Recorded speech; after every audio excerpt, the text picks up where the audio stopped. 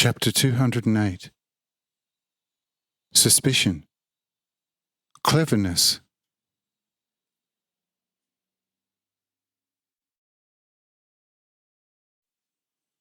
But the high priests, somewhat outranking the chief priests, and who earlier on were standing in the front row of the hall, walked onto the pulpit and directed the following words to the senior priest. Listen to us, because it is too important what we have to say to you.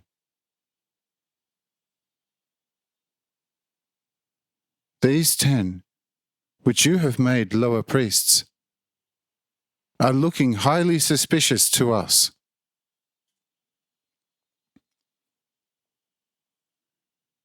In the background, they plan evil against us all. They set it up very cleverly to lead us up the garden path. But do not consider that a high priest is omniscient and is able to look at the most secret thoughts of people. We have done that and have discovered evil over evil in them against us. Therefore, do not trust them. They are tigers in sheepskins.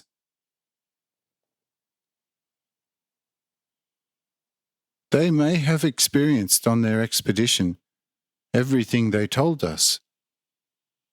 But as yet, we have no other proof than their own narrative to blind us. Therefore, we advise you to convince yourself at least of one fact before entrusting any powers to them. Otherwise, we are beaten. Their refusal to accept our faithful fighters and their request for the slaves, who hate us more than the bitterest ill treatment, appears to have a very different reason than what they, a little embarrassed, presented to us. Therefore, be on your guard, because we, omniscient high priests, have spoken to you.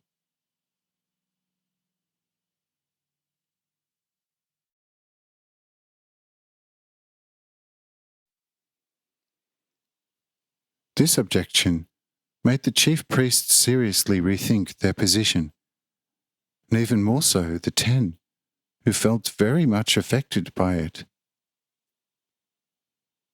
And one of the senior priests turned to the speaker of the 10 and said, "Have you heard the testimony of an omniscient one about you?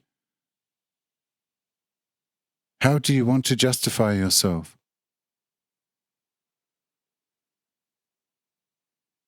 The speaker, however, a sly, fine fellow, soon recovered and said, "Hi, mighty colleagues!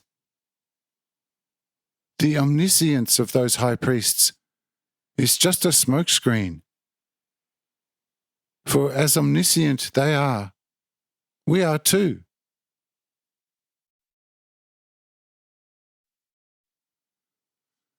Politics has never been omniscient and never will be forever.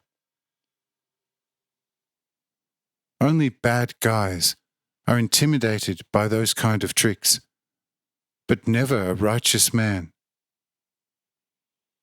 If they had been omniscient, they would not have advised you to be careful, but they would have damned us to the hellfire from the outset. For they would have known from the very beginning that we are tigers in sheepskins. Why then did they agree with you to promote us to the priesthood?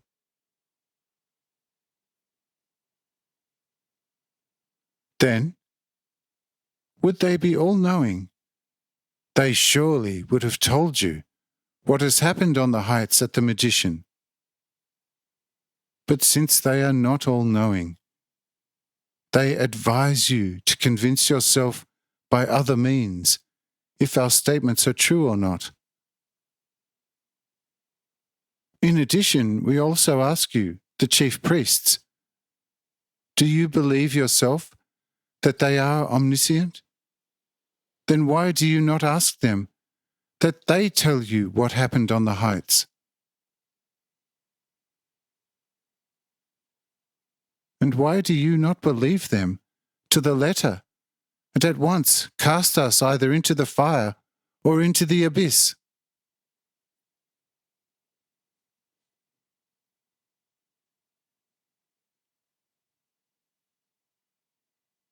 But to beat those omniscient one on the head, we hereby declare that we will not move one step until you have not at least inquired on the heights yourself whether we have told you the truth or not.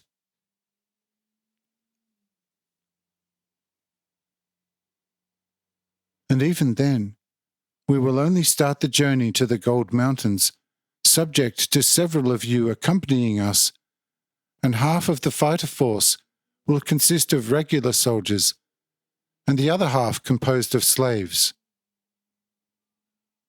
And if this still looks suspicious to them, we will not set a foot over the threshold. And this is our final position.